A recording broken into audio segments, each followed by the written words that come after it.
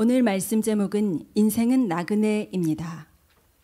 요셉이 바로에게 가서 고하여 이르되 내 아버지와 내 형들과 그들의 양과 소와 모든 소유가 가나안 땅에서 와서 고센 땅에 있나이다 하고 그의 형들 중 5명을 택하여 바로에게 보이니 바로가 요셉의 형들에게 묻되 너희 생업이 무엇이냐? 그들이 바로에게 대답하되 종들은 목자이온데 우리와 선조가 다 그러하니이다 하고 그들이 또 바로에게 고하되 가나안 땅에 기근이 심하여 종들의 양떼를 칠 곳이 없기로 종들이 이곳에 거류하고자 왔사오니 원하건대 종들로 고센 땅에 살게 하소서. 바로가 요셉에게 말하여 이르되 내 아버지와 형들이 내게 왔은즉 애굽 땅이 내 앞에 있으니 땅의 좋은 곳에 내 아버지와 내 형들이 거주하게 하되 그들이 고센 땅에 거주하고 그들 중에 능력 있는 자가 있거든 그들로 내 가축을 관리하게 하라. 요셉이 자기 아버지 야곱을 인도하여 바로 앞에 서게 하니 야곱이 바로에게 축복하매 바로가 야곱에게 묻되 내 나이가 얼마냐? 야곱이 바로에게 아뢰되 내 나그네 길의 세월이 130년이니이다. 내 나이가 얼마 못 되니 우리 조상의 나그네 길의 연조에 미치지 못하나 험악한 세월을 보내었나이다 하고 야곱이 바로에게 축복하고 그 앞에서 나오니라. 요셉이 바로의 명령대로 그의 아버지와 그의 형들에게 거주할 곳을 주되 애굽의 좋은 땅 라암셋을 그들에게 주어 소유로 삼게 하고 또 그의 아버지와 그의 형들과 그의 아버지의 온 집에 그 식구를 따라 먹을 것을 주어 봉양하였더라. 아멘. 아멘. 1980년 3월 프랑스 파리의 이 브루셀 병원에서 한 세기를 떠들썩했던 존경하는 지성인이 폐수정으로 입원하게 되었습니다. 그는 입원해 있는 그런데 한 달 동안 문자 그대로 발악을 했습니다. 소리를 꽥꽥 지르고 찾아오는 사람들에게 막 고함을 지르며 살려달라고 절규했습니다.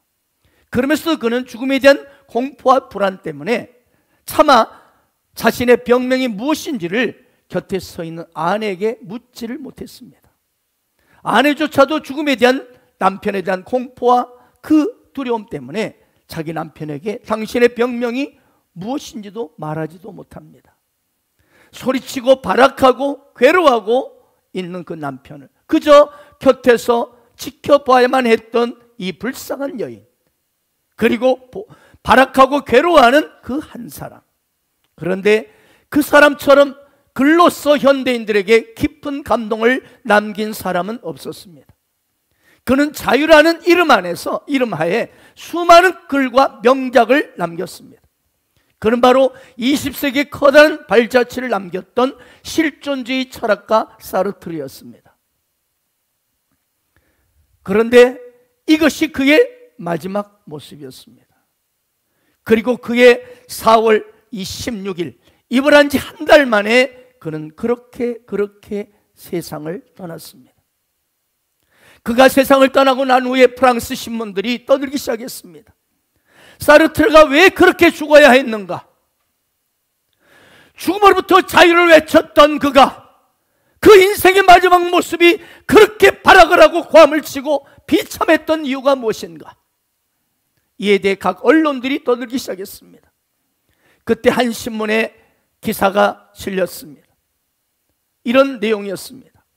사르트르의 말로가 그렇게 비참했던 이유는 사르트르에게 돌아갈 고향이 없었기 때문이다.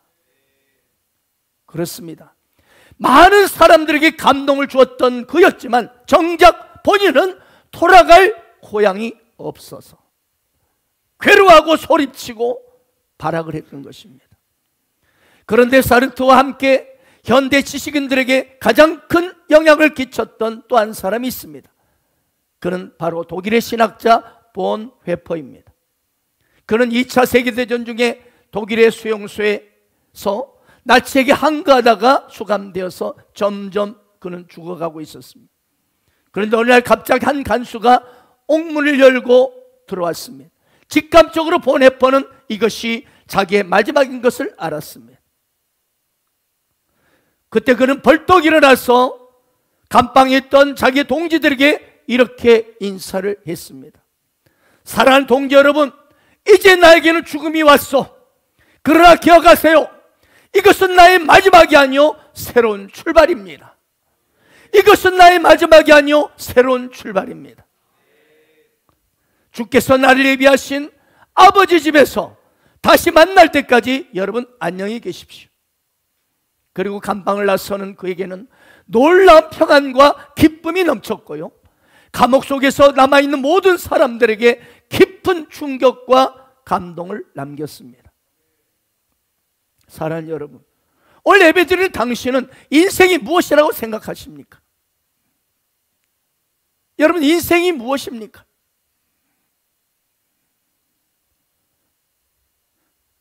한마디로 인생이란, 여러분, 이 인생이란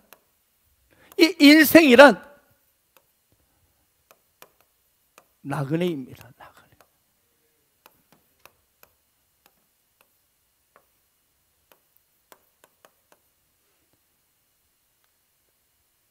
사람인 자, 인생 생자. 이 생자가 전에 말씀드렸죠. 소가 마치 줄 하나에 버티고 걸어가는 이 외나무 줄 가운데 버티며 걸어가는 모습이 인생이라는 거예요. 그래서 우리 인생은 한마디로 여러 가지 이런 버티며 힘겹게 살아가지만 결론은 나그네라는 사실을 명심하라는 것입니다. 여러분, 나그네가 무엇입니까? 나그네란 다시 돌아갈 본향이 있는 사람입니다. 예, 다시 돌아갈 본향이 있는 사람이란 뜻이 나그네입니다. 오늘 본문에서 야곱은 이렇게 고백하고 있습니다. 내 나그네 길의 세월이 130년이니이다. 내 나그네 길이 세월이 130년입니다. 여러분 알다시피 야곱은 아주 사리에 밝고 영리한 사람입니다. 상대가 형이든 아버지든 아무튼 상관없이 수단 방법을 동원해서라도 실리를 챙기는 사람이 야곱이었습니다. 그래서 둘째 아들인데도 장자권의 축복을 그것이 탐이 나서 형을 속이고 아버지를 속였습니다. 결국 아버지와 형의 노여움을 받아서 야간 도주를 합니다. 졸지에 도망자가 되어서 그리고 외삼촌 라반의 집으로 도망갔습니다. 그런데 외삼촌 라반의 집에 있으면서도 계속 장깨를 써서 자기의 재산을 늘리려고 머리를 썼습니다. 그런데 이 외삼촌 라반도 만만치 않은 사람이었죠. 이 외삼촌 라반도 오히려 야곱을 이용해서 먹으려만 자기의 어떤 것들을 더 취하려고 했지 야곱을 도와주려고 하지 않았습니다. 결국은 철저히 자기 재산을 관리하고 챙겨가지고 또 야간 도주를 한 사람이 야곱입니다. 그 야간 도주한 이 야곱을 보고 화가 난 삼촌 라반이 막 추격을 합니다. 야곱을 향하여 추격했습니다. 하지만 도중에 하나님께서 라반 삼촌에 나타나셔서 너는 삼가 야곱에게 선악간에 말하지 말라. 너는 삼가 야곱에게 셔터 마우스 한마디도 하지 마. 이 말에 경고를 받음으로 하나님의 은혜로 야곱은 그 위기를 모면합니다. 그런데 한숨 돌렸다 싶은데 이게 뭡니까? 이번에 형 에서가 군대를 이끌고 자기에게 온다는 소식을 듣습니다. 그래서 형 에서의 분노를 가라앉히기 위해서 별 수단과 방법을 가리고 선물 공세를 다 폈지만 여전히 그는 불안하고 두려웠습니다. 결국 그는 모든 종들, 자기 식구들, 마누라들, 새끼들 다 보내고 야복강에 홀로 남아 어떻습니까? 두려우니까 무릎을 꿇습니다. 그리고 밤새 천사와 씨름하게 되었죠. 그런데 끈질기게 달라붙는 야곱을 보고 천사가 허벅지 관절을 칩니다. 그래서 관절이 위골되었음에도 불구하고 그래도 나를 축복해 주지 않으면 당신을 놓지 않겠습니다. 하나님이여 제발 나를 축복해 주세요. 몸부림쳤던 이 악바리가 야곱이었습니다. 그렇습니다. 야곱의 인생은 그렇게 성공만 해서 살아왔습니다. 재산을 늘리고 어떻게 하든지 출세만을 위해서 달려온 사람이 야곱입니다. 그에게 있어서 성공과 출세보다 더 중요한 것은 없습니다. 성공하고 출세만 할 수 있다면 누구라도, 아버지라도 형이라도 이용해 먹는 그런 사람이 야곱이었습니다.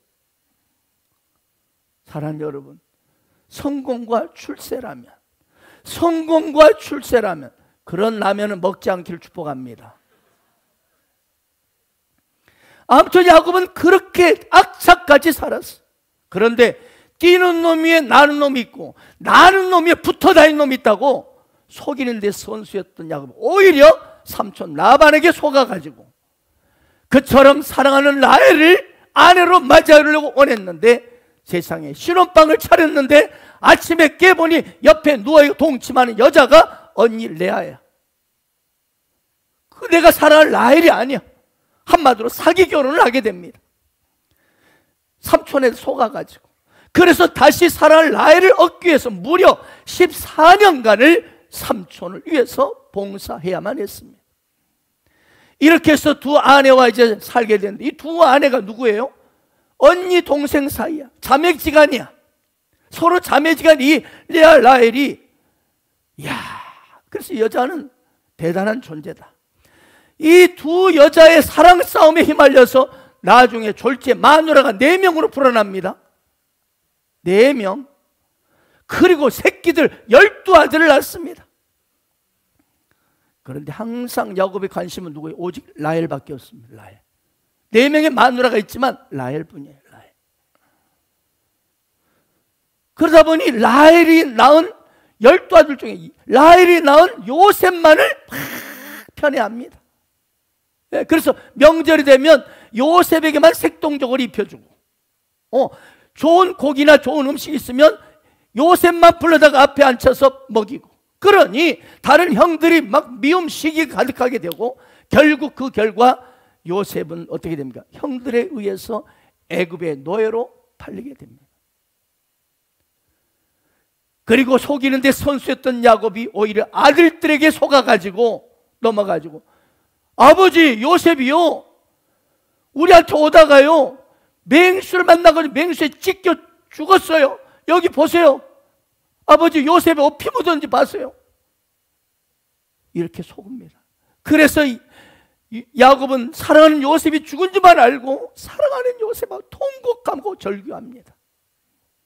그런데 형들에 의해서 애굽에 팔려간 요셉은 이제 아시죠? 파란만장한 인생의 여정 끝에 놀랍게 애굽의 총리로 올라서게 됩니다.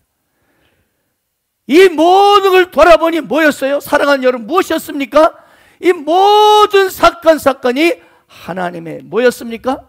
인도하심과 섭리였다는 것이죠. 이 모든 인생의 사건이 바로 하나님의 섭리와 인도였다는 인도. 아멘. 이걸 여러분의 가슴에 새기기를 축복합니다. 지금 여러분의 인생에 어떤 사건, 어떤 위기, 어떤 기막힌 돌발 상황이 있는지 모르겠습니다. 어떤 한숨이 있는지 모르겠어요. 그러나 분명한 것은 여호와 하나님이 함께하는 이상, 할렐루야, 예수님이 함께하는 이상 모든 인생의 당신의 사건은 하나님의 섭리 안에 인도되고 있음을 믿으시기 바랍니다. 인간 야곱이 삼촌 라반에게 속고 자식들에게 속고 사랑하는 아들 요셉이 애굽으로 팔려가고 노예로, 그것도 게다가 하나뿐인 딸 디나가 강간을 당하고 목숨의 위협을 받고 그리고 흉년으로 인해서 고통당한 모든 사건이 하나님의 섭리요 인도였다는 사실입니다. 할렐루야. 오직 성공과 출세만을 달려왔던 야곱입니다. 자기 만족과 정욕에만 집착했던 야곱에게 하나님은 수많은 사건을 통해서 그를 다루신 겁니다. 다루셨어요. 자기 계산과 고집, 자기 욕심과 정욕에 가득 찬 그를 하나님은 사건을 만나게 하셔서 하나하나 그의 자아를 깨뜨리셨고 조금씩 그를 변화시켜 갔던 것입니다. 요셉의 인생 또한 하나님의 섭리와 인도하심이었습니다. 요셉이 형들에 의해서 노예로 팔리고 보디발 장군 집에서 열심히 충성했지만 억울하게 감옥에 강간범으로 몰려 감옥에 갇힌 것은 인간적인 관점으로는 그 너무나 고통이요 한숨이요 괴로움이요 눈물이었습니다. 하지만 하나님의 관점으로 봤을 때 그 시간들이 만약 요셉이 이집트 애굽의 노예로 팔리지 않았더라면, 만약 요셉이 강간범으로 억울하게 감옥에 갇히지 않았더라면 그는 결코 애굽의 총리가 될 수 없었고 하나님의 꿈은 이루어질 수가 없었습니다. 그러나 하나님의 관점에서 그 사건들을 볼 때 그 애굽 노예로 팔려간 사건, 그리고 억울하게 강간범 몰려서 감옥에 갇힌 모든 사건이 바로 요셉의 꿈이 이루어지는 하나님의 섭리요 인도하심이었다는 것이죠. 이제 가나안 땅에 흉년이 들어서 야곱은 어쩔 수 없이 이 요셉의 형들을 애굽에 양식이 많다는 소식을 듣고 양식을 구하러 보내죠. 그런데 세상에 거기서 죽은 줄만 알았던 동생 요셉이 그것도 떡 애굽의 총리가 되어서 딱 자기 앞에 있으면 아주 깜놀하죠. 결국 요셉과 형들의 만남을 통해서 극적인 용서, 화해가 이루어지고 이제 아버지 야곱과 형들은 바로왕의 초청을 받아서 온 가족이 애굽으로 이민을 가게 됩니다. 드디어 애굽에 도착한 이 야곱과 그의 아들들은, 형들은 총리가 된 이 요셉의 인도로 애굽의 바로왕을 만나게 됩니다. 그 장면이 바로 오늘 성경 본문 말씀입니다. 한번 읽어보겠습니다. 7절 12절. 자, 시작.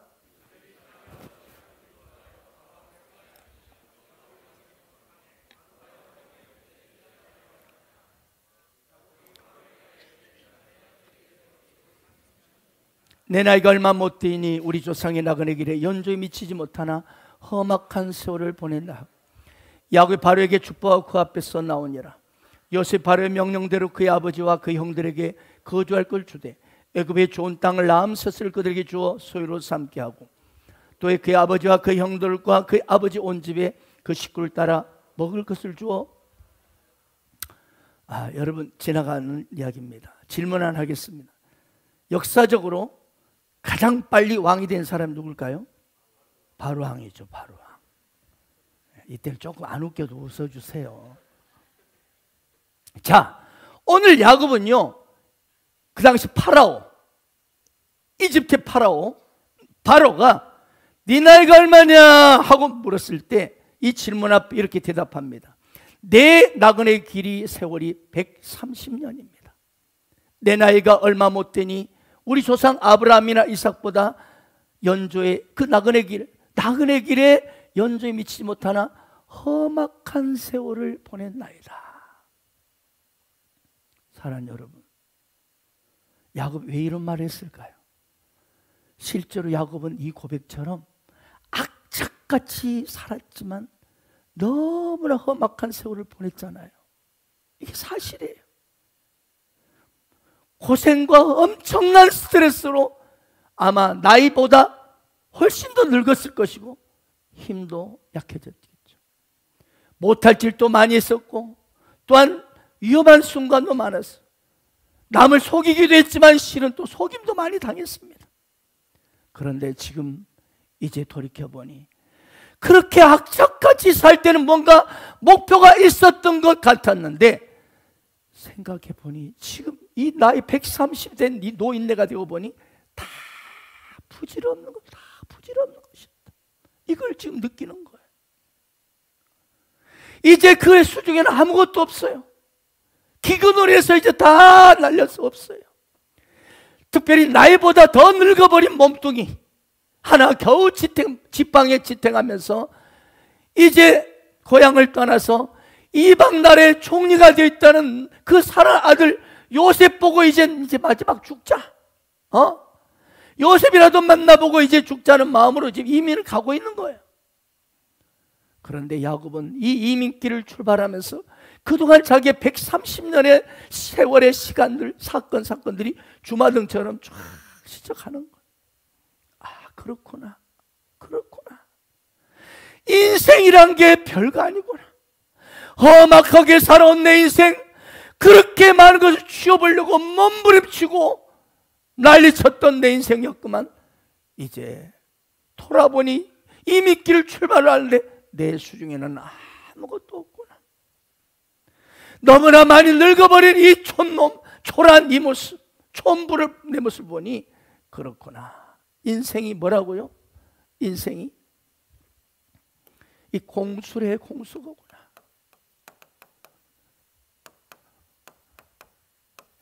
많이 말씀 들었죠?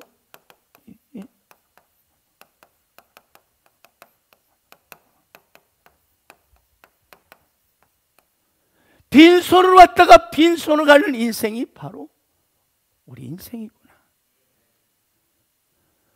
응애하고 태어나면서 빈손으로 왔다가 마지막에 다 놓고 빈손으로 가는 것이 우리 인생이구나. 그처럼 움켜쥐려고 몸부림치고 몸부림쳤던 내 인생인데 결국은 처음처럼 응애하고 태어났을 때처럼 다 놓고 가는 거. 그렇구나. 그래서 나그네 인생이구나. 그는 그제서야 뼈저리게 느낀 거였습니다. 사랑하여 그렇습니다. 인생이란 나그네. 이걸 여러분의 가슴에 꼭 새기기를 축복합니다. 임시로 이 땅에 잠깐 텐트 치고 살다가, 육체 텐트, 집 텐트를 치고 살다가 우리는 다시 하늘로, 고향으로 돌아가는 것이 우리 인생입니다. 그래서 나그네는요, 욕심을 버려야 해요. 몸을 가볍게 해야 돼. 왜? 많이 모을수록 짐이 되거든. 떠날 때는 짐이야. 그래서 몸을 가볍게 하고 마음을 가볍게 하고 욕심을 가볍게 하고 살아야 되는데, 야곱은 지나쳐서 못할 짓도 많이 하고, 왜? 더 많이 모으고 싶었어. 더 많이 성공하고 출세하고 싶었어. 더 많은 양떼와 소떼를 얻기 위해서 몸부림치며 속이며 도망치고 이곳저곳 옮겨다니며 살아야 했습니다. 그렇게 사는 것이 아닌데 그것이 진짜 잘하고 있는 인생인 줄 알았던 거죠. 그때는 몰랐어. 그때는 내 인생이 나그네임을 몰랐다. 그러나 이제 미지의 세계 애굽 땅을 향하여 출발하면서 130세 된 노인네가 그제서야 그렇구나. 빈손으로 새로운 길을 떠난 내 인생 보면서 인생은 바로 나그네구나. 그걸 깨달은 거야. 야곱이 바로왕을 만나니 아마 야곱은 더 오래오래 살고 싶었어요. 왜죠? 나이는 비록 늙었지만 애굽 땅에 엄청난 영광을 받거든요. 저 팔레스타인의 이름 없는 촌놈, 촌부, 유목민 노인으로서 한 사람에 불과했던 야곱이 그 당시 대제국의 황제인 파라오를 만나게 되었으니 그 자체만으로 얼마나 영광스럽겠어. 시골 노인이, 또한 저 시골 촌뜨기 노인이 애굽의 그 궁정을 보고 얼마나 놀랐을까요? 저도 그때가 생각납니다. 시골 촌놈이 신학 공부한다고요, 딱 이제 서울역 앞에 딱 도착해. 서울역 뒤편에가 신학대학원이 있었거든요. 딱 내렸는데, 버스에서 사마고속 딱 내렸는데, 우와, 수많은 고층 빌딩들, 이 서울역 앞을 지나는 수많은 사람들, 얼마나 놀랐는지 몰라요. 야곱은 더 그랬겠죠. 왜? 여러분, 이집트 문명이 그 당시 얼마나 화려하고 대단했습니까? 이집트 문명, 웅장한 궁정과 화려한 장식들, 삼엄한 경비와 수많은 시종들, 군사들, 평생 구경 못해본 산의 진미 음식들, 격조 높은 대접과 음악들의 넋을 잃었을 것입니다. 그런데다가 그 모든 것의 주인인 파라오 다음 자리에 자기 사랑 아들 요셉이 총리로 딱 앉아있는 것입니다. 그리고 이 초라한 노인에게 제공되는 융숭한 대접들, 이것이 바로 내 사랑하는 아들 요셉을 그처럼 바로왕이 신임한다는 것을 아는 순간, 야, 이제 좀 오래오래 살고 싶다. 오래오래. 게다가 애굽 총리 파라오가 황제가 하사는 오늘 보죠, 람셋이라는 좋은 살기 좋은 땅까지 줬습니다. 그래서 거기서 정착해서 풍성한 양식을 먹으며 여생을 평안하게 지낼 수 있게 됐습니다. 성경은 이후로 야곱이 어떤 인생을 살았는지는 구체적으로 기록하고 있지는 않습니다. 그러나 분명한 것은 그는 대단한 영화를 누리고 살았을 거예요. 왜요? 애굽 왕은 바로였지만 실권은 누가 가지고 있었죠? 야곱의 자기의 아들 요셉이 총리로서 모든 실권을 쥐고 있었습니다. 그렇으니 어때요? 실권 쥐고 있는 자기 아들 요셉이 아버지 자신을 향하여 모든 넓은 집에 온갖 쥔gat들 다 갖추어 놓고 이제 부를 것이 없는 그런 환경 속에 노년을 보내게 되었을 거예요. 그래서 야곱에게 너무나 아쉬운 것이 있습니다. 뭘까요? 이제 야곱이 이 좋은 환경을 누리게 됐는데 나이가 몇 세요? 130세입니다. 130세. 너무 늙었다는 걸. 식욕도 옛날 같지가 않아요. 여행도, 여러분, 힘이 있어야 여행도 즐거운 거예요. 여행을 즐길 힘도 없어요.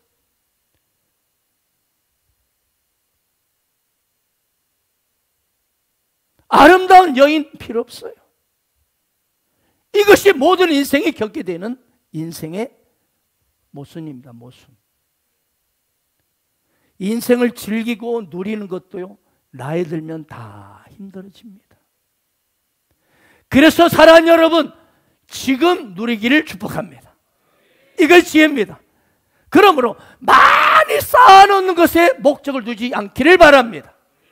가진 건 내가 별로 없지만 그러나 이 작은 것 가지고 기쁘게 살고 즐겁게 살고, 제가 늘 말하지만 컵라면에 김치 쪼가리 하나로 한 끼를 때울지라도 맛있게 먹고, 할렐루야, 감사하게 먹고 웃으며 살고 위로하며 살고 베풀며 살고 용서하며 살고, 아멘, 계속 할 때까지 너그럽게 살고 보호해주고 살고, 아멘, 행복하게 사세요. 왜 그럴까요? 우리 인생이 뭐기 때문에? 나그네기 때문에. 나그네. 물론 우리는 흥청망청 낭비하며 살면은 막 가는 인생 살면 안 되지요. 근검 전략하지 말라는 얘기도 아닙니다. 열심히 살되 의미 있게 살자는 거예요. 모으는 삶보다도 베푸는 삶을 살라는 거예요. 보람 있게 살고 후회 없이 살자는 거예요.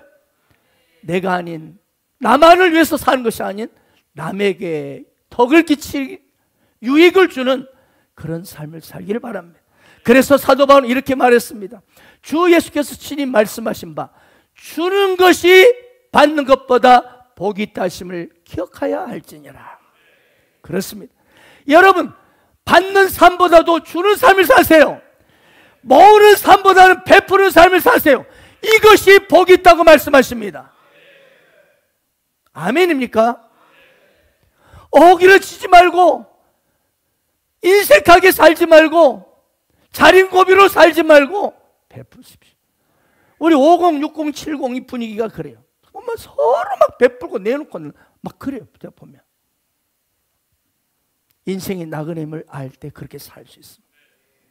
또한 무엇보다도 나그네는 하나님의 말씀에 순종하며 살아야 합니다. 그럴 때 위로부터 오시는 하나님의 평안 속에서 하나님이 주시는 복을 다 누릴 수 있기 때문입니다. 제가 가르쳤던 고등학교 그 교과서에 나옵니다만 고려 시대의 시인 우탁이 지은 시조가 있지요.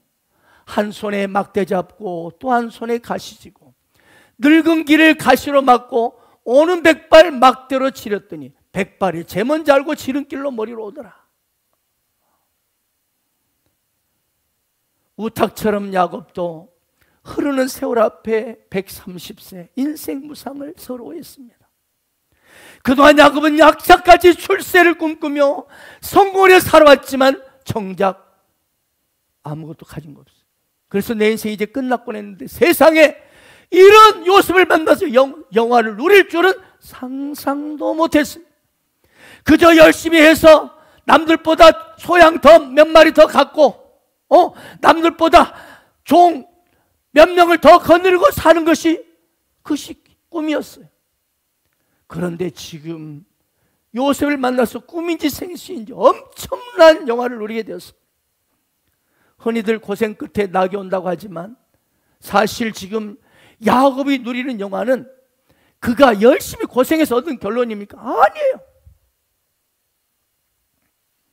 야곱이 130세 노년에 얻게 된 영화는 그동안 자기가 애쓰고 수고한 노력의 대가가 아니에요. 아멘이죠.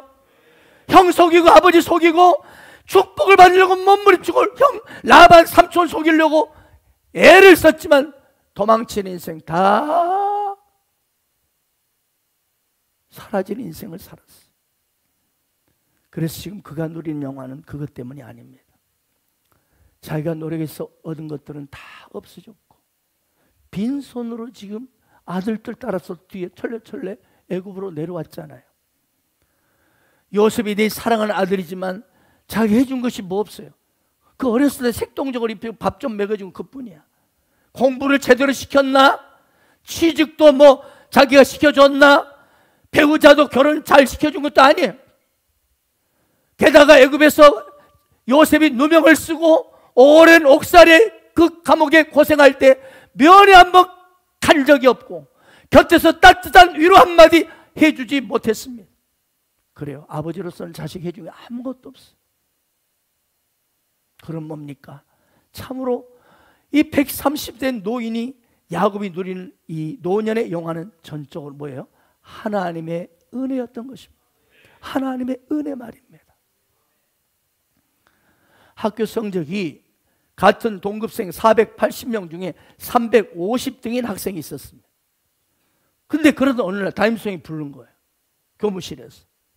갔더니 야, 이 녀석아, 홀어머니의 외아들인 네가 성적이 이게 뭐냐? 어떻게 하려고 그래? 이 담임선생님이 이 말 한마디에 충격을 받고 이 학생이 공부를 하기 시작합니다. 그런데 이 아이가 새벽기도 금요 성령 집회만 놓치지 않았어요. 열심히 새벽을 놓지 않고 기도합니다. 그런데 기도하면서 감동이 온 거예요. 그렇다. 하나님의 자녀로서 이처럼 하나님의 무한한 사랑을 받는 이 하나님의 자녀가 공부를 잘하는 것이 얼마나 하나님께 영광을 돌리는 것인가. 아멘. 공부를 잘하는 것이 하나님께 엄청난 영광이 되겠구나라는 감동을 기도하다가 받았어. 근데 이 학생은 가난하지. 홀어머니가 겨우겨우 생선 장사해서 이렇게 살아가. 그러니 학원이고 과외고 엄두도 못 냅니다. 열심히 그래도 최선을 다해서 공부한 뒤에 첫 시험을 보는 순간이었습니다. 근데 시험지를 보니 이게 웬일입니까? 그동안 공부했던 책 그리고 필기했던 노트 필기가 고스란히 눈만 감으면 영상으로 내리에 다 떠오르는 거야. 공부했던 책이 다 떠올라. 메모했던 그 필기 노트가 그냥 다 떠올라. 스스로 생각해도 신기했답니다. 시험 결과가 나왔는데 정교 석차가 350등에서 전교 5등으로 꽁충 뛰어올라. 담임선생님이 그분들이 혹시 컨닝한 거 아니냐? 놀란 것이 당연했어. 수학 점수만 좀 낮았대요. 왜? 수학은 책에 답이 없었기 때문에. 답이 없었기 때문에. 그는 서울대 의대에 수석 졸업을 하고 전국 의사고시에 수석 합격을 하고 지금 미국 암센터 전문으로서 아프리카 의료 선교사로 헌신하고 있습니다. 이분이 바로 원종수 권사입니다. 하나님의 은혜가, 할렐루야, 하나님의 은혜가 그 영혼에게 임했고, 그래서 하나님의 모든 내리 속의 영상으로 이 책이나 노트 필기를 다 보여주셨고, 그리고 복된 인생이 되게 하신 것이었습니다. 할렐루야. 사랑하는 오늘 우리는 이 야곱의 말년을 보면서 다시금 깨닫는 게 있지요. 뭡니까? 그건 내가 노력한 것과 누리는 복과는 그다지 상관이 없다는 거예요. 아멘입니까? 제가 교사 시절이요, 완도 약산중이라는 섬에서 근무하고 있었는데 겨울방학인데 제가 그때 잠시 우리 김용순 목사님이 이 사모님 아직 결혼하기 전에 그 집에 잠시 그 장모님이 밥 해준 거 먹으려고 있었어요. 그런데 어떻게 눈이 그렇게 쏟아졌는데 누가 초인종을 눌러요. 보니까 도장학사가 직접 찾아왔어요. 그럼 뭐라고 하냐? 지금 섬 벽지 점수가 모자란 분, 이 섬 벽지 점수만 따면 교감으로 승진할 분이 있는데, 그러니 박 선생, 자네가 내가 책임지고 완도 읍 중학교로 정근을 보내줄 테니까 그분이 좀 그 자리에 들어올 수 있도록 제발 좀 어떻게 좀 해달라고 간절히 막 부탁을 해요. 그리고 그분도 그 교감 승진할 그 섬으로 내 자리에 들어올 분도 막 나이 차이가 그때 한 30세 차이가 나는데 막 동생 하면서 막. 근데 저는 이제 젊으니까 섬보다는 읍이 훨씬 낫지. 그래서 할렐루야 하고 허락을 했어요. 그리고 그 선생님이 제 자리에 들어오셨는데 거기서 홀로 4년간을 홀로 밥을 해먹으면서 가족들과 떨어져서 식구도 전부 이제 도시에 있고 혼자 거기서 밥해 먹고 4년을 사셨어. 그리고 드디어 교감 승진하셨어. 그리고 다시 신안 안좌라는 섬으로 안좌중으로 들어가서 4년간을 홀로 밥을 해 드시면서 근무를 하셨다. 왜? 교장으로 승진하고 싶어서 도서벽지 점수를 따려고. 그래 무려 8년간을 가족들과 떨어져서 홀로 밥을 해 먹으면서 섬에서 그렇게 사신 거예요. 그리고 드디어 교장으로 발령이 나셨어요.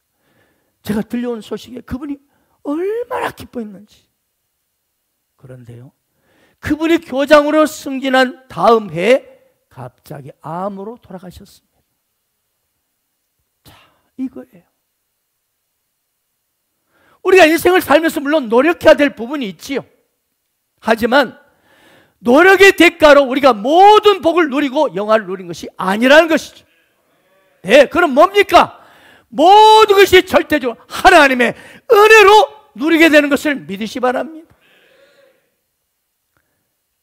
야곱은 인생이 나그네라는 사실을 이제 130세 노인네가 되었을 때야 그때 깨달은 거예요. 그가 인생은 나그네라는 사실을 좀 더 일찍 깨달았더라면 그가 그렇게 몸부림치며 속이고 욕심부리고 난리치며 살지 않았어. 스트레스 받고 형에게 장자복을 가르치려고 했고 아버지 형을 속이고 야간 도주하고 도망치고 외삼촌 속이고 또 도주하고 속고 속이는 인생.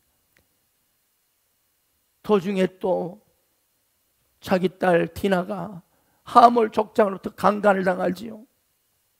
이처럼 험한 세월을 아둥바둥 뭔가를 쥐게 몸부림치며 살아왔지만 나그네 인생인 줄 알았으면 그렇게 살지 않았을까. 야곱은 이제 130세가 되어서 이런 엄청난 영화를 누리게 되었지만 이 영화는 부끄러운 영화예요. 누릴 자격이 없는 영화예요. 그래서 자녀들 볼 때마다 미안한 마음이 들고 자기가 살아온 험한 세월이 부끄러웠습니다. 그렇습니다. 여러분, 노년이 돼서 인생은 나그네라는 사실을 깨닫으면 그때는 너무 늦어요. 왜냐하면 우리 인생이 뭡니까? 연습이 없는 한 번뿐인 인생이기 때문입니다. 한번 살아보고 이게 아니네 하고 다시 살 수 있으면 얼마나 좋아요.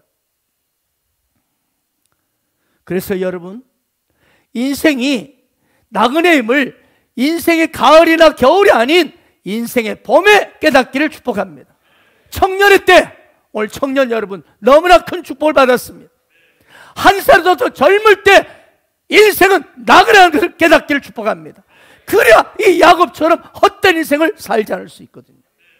오늘 예배드린 여러분, 인생 하원기에서 야곱이 고백하는 이 현장을 보면서 우리 다시 한번 우리 마음에 새깁시다. 진정 송구한 아들이 있습니다. 오늘 두 인물이 역설적으로 대비되고 있습니다. 야곱과 누굽니까? 요셉입니다.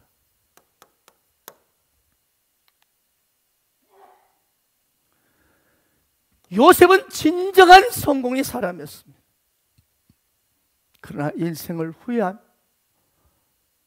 서글파는 한 인생이 있습니다. 그게 바로 아버지 야곱입니다. 그렇다면 이 두 사람의 인생 차이가 뭡니까? 뭐 때문에 이렇게 인생이 차이가 났습니까? 바로 꿈과 비전의 차이입니다. 꿈과 비전의 차이. 야곱의 꿈이 무엇이었습니까? 그저 남의 것 빼앗고 장자권 빼앗고 남의 양떼 소떼 내 것으로 만들고 아름다운 자매 라헬을 얻기 위해서 모든 걸 쏟는 육신의 정욕의 인생이었습니다. 더 많은 양떼를 얻기 하고 수단 방법을 가리지 않는 야곱. 우리는 이 야곱의 인생, 야곱의 꿈을 생각해 봅시다. 한마디로 야곱의 꿈은 뭐예요? 나의 만족, 나의 정욕, 나의 성공만 위해서 살아온 사람입니다. 그렇습니다. 야곱의 꿈은 납니다. 나를 위한 꿈, 나의 만족을 위한 꿈이었습니다. 하지만 그 인생을 살펴보세요. 처절한 몸부림과 두려움과 외로움의 연속이었습니다. 불안과 두려움, 속임과 속임당함, 그리고 한숨의 시간들이 계속되었습니다. 이것이 바로 야곱같이 인간의 꿈을 가진 사람들의 인생 여정입니다. 나의 만족을 해서 나의 성공을 사는 인생은 이 야곱이 잘 보여줍니다. 야곱처럼 여러분의 인생은 눈물과 두려움과 불안과 스트레스 인생으로 살아가게 될 것입니다. 그러나 요셉은 뭡니까? 요셉은 나의 만족을 위한 꿈이 아니라 하나님의 만족의 꿈을 꾸며 살았습니다. 이걸 우리는 하나님의 꿈을 비전이라고 말합니다. 비전. 인간의 꿈을 야망이라고 합니다. 야망. 이처럼 야망과 비전의 차이입니다. 오늘 여러분은 나의 성공과 만족을 위한 꿈을 위해서 야망을 살고 있습니까? 아니면 요셉처럼 하나님의 꿈. 하나님의 꿈 비전의 특징은요, 하나님만 영광 받는 것이 아니라 많은 영혼들에게 행복을 준다는 것입니다.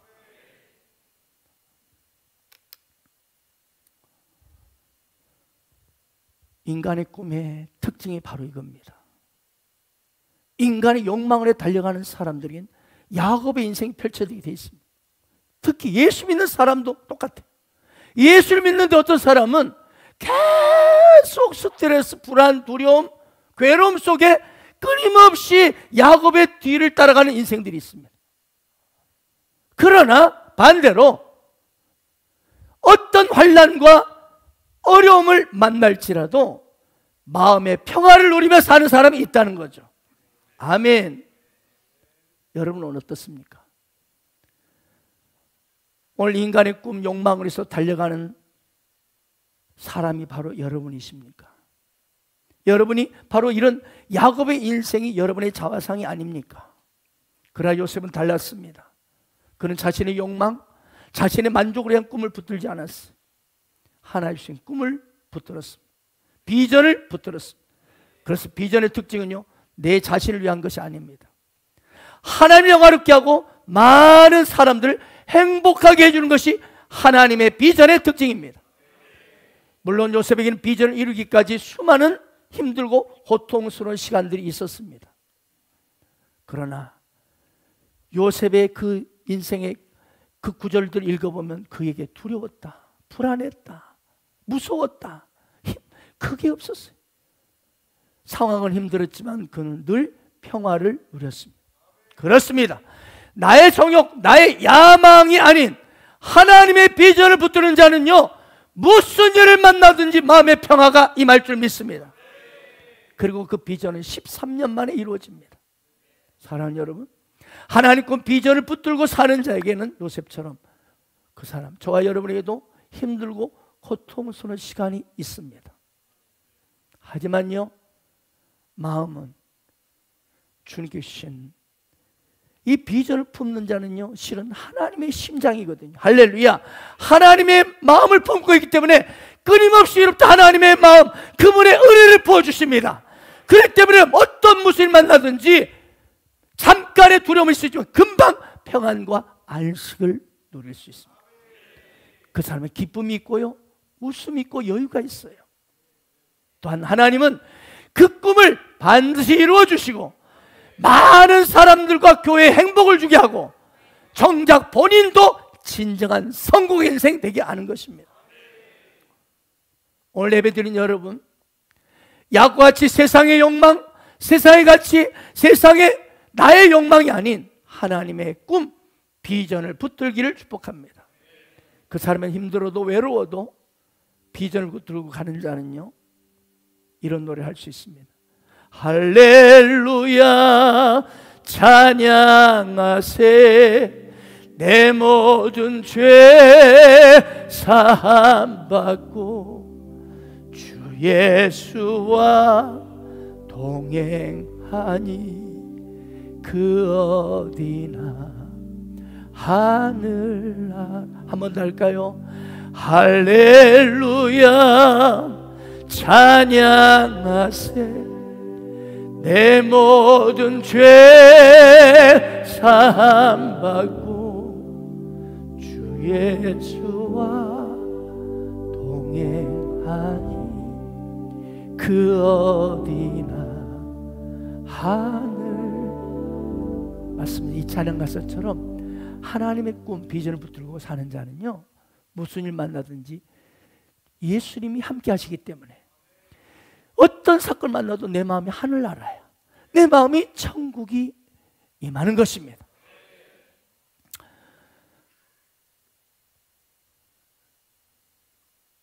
사랑하는 여러분, 또 하나, 이 하나님의 꿈을 붙들고 사는 자에게는요, 어떤 일을 만나도 웃을 수 있고 찬양할 수 있는 이유가 뭘까요? 장차 주님 앞에 서는 그날 바로 칭찬받을 것을, 칭찬과 상급받을 것을 확신하고 확신하기 때문입니다. 아멘입니까? 사람들에게 칭찬과 영광을 받지 못할지라도, 그래, 하나님 앞에 서는 그날 그분이 직접 나의 눈물을 씻겨주시고 칭찬할 것을 확신하기 때문입니다. 이 시조가 있죠. 아마 여러분 한 번씩 들었을 겁니다. 북은 울려 이내 목숨 재촉인데 돌아다 보니 해는 서산에 비켰구나. 아, 황천길엔 주막 하나 없다거늘 올밤 이 나그네 네 집에 쉬어갈고. 여러분, 사육신 중에 한 사람인 성삼문의 시입니다. 이 시는요, 죽음을 앞두고 형장에서 여러분 읊은 시입니다. 자, 이 죽음 앞에는 용감한 이 성삼문이었지만 이 내용을 보면 죽음의 어디로 돌아갈 것이 없어서 올밤 이 나그네 어디로 내가 갈 수 있을까? 어쩐지 자신 없어 보이는 이 모습이 너무나 안타깝습니다. 공자께서는 죽음 이후의 문제를 묻는 제자들이 이렇게 답변했다고 하죠. 아니, 살아있는 일도 다 알지 못하는데 죽은 이후의 일을 어떻게 알겠느냐? 이렇게 말했대요.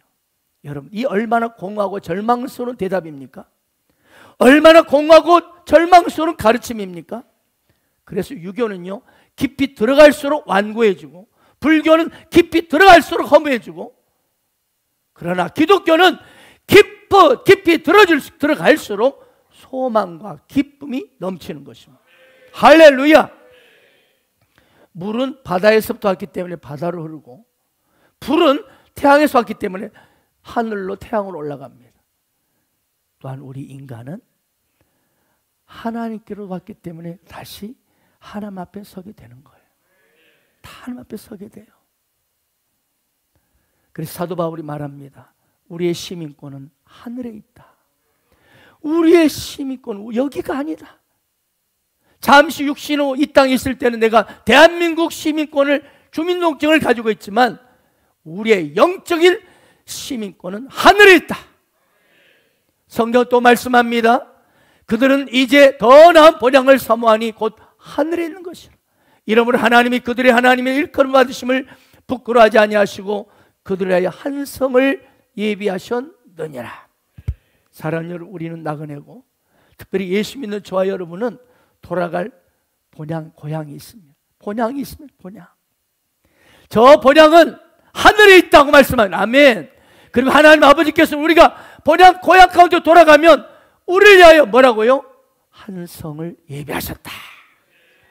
우리가 장차 육신의 장말 벗고 주님 앞에 서는 그날 한 성을 예비하셔서 바로 새 예루살렘 성입니다. 지금도 이 세상에 많은 사람들이 더 많은 걸 가져보려고 취하려고 몸부림치며 발버둥치며 바쁘게 살아가고 있습니다. 하지만 여러분, 반드시 해는 지고 밤은 오게 되어 있습니다. 인생의 밤은 찾아오게 되어 있습니다. 그래서 나그네는요, 자주 길을 확인하고 물어야 합니다. 내가 지금 걸어온 이 길이 바른 길을 걸어왔는가? 그리고 앞으로 가는 길이 정말 이 바른 길인가? 정말 진리의 길인가? 예수의 길인가? 십자가 아래 길인가? 아멘. 왜? 이 길 끝에서 주님 만나야 합니다. 그래서 예수 믿는 나그네는요, 저와 여러분은 이 세상에 환영받지 않아도 실망하지 않습니다. 또 지나가는 사람들이 어쩌고 저쩌고 비난해도 거기에 연연하지 않습니다. 인정과 칭찬에 없을지라도 실망하지 않습니다. 왜냐하면 우리의 인생의 목적지가 여기가 아니기 때문에. 우리 말씀 하나 읽고 마치겠습니다. 한번 읽겠습니다. 마무리 시작.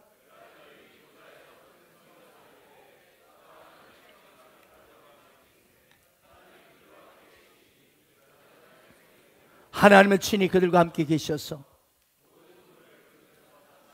다시는 사명 없게 통곡하는 것이나 아픈 것이 다시 있지 않으니. 여러분, 저는 이 부분에서요, 모든 눈물을 그 눈에서 닦아주시리니, 모든 눈물을 그 눈에서 닦아주시리니. 이 구절 때문에 너무 많이 우는 시간들이 많았습니다. 여러분, 우리 인생은 나그네입니다. 이 땅에 사는 우리 육신의 인생은 지금 첫 장막입니다. 첫 장막. 이 몸뚱이가 장막이에요. 텐트. 영혼을 덮고 있는 텐트. 육이 있어요. 그러나 이 육신의 장막을 벗고 나면, 육신의 첫째 장막은 벗고 나면 두 번째 인생의 장막인 하나님의 장막이 우리를 기다리고 있다는 것입니다. 거기서 예수를 믿는 우리 믿음의 사람들이 영원히 하나님과 함께하는 천국입니다.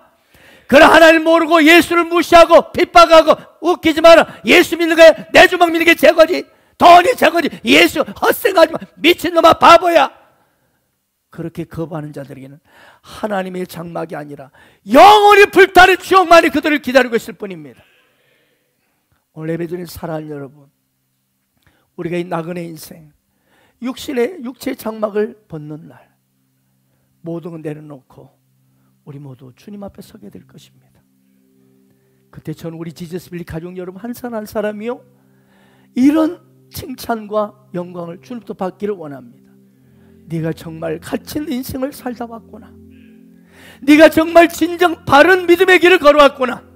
정말 내가 너에게 준 사명대로 비전대로 살다가 왔구나.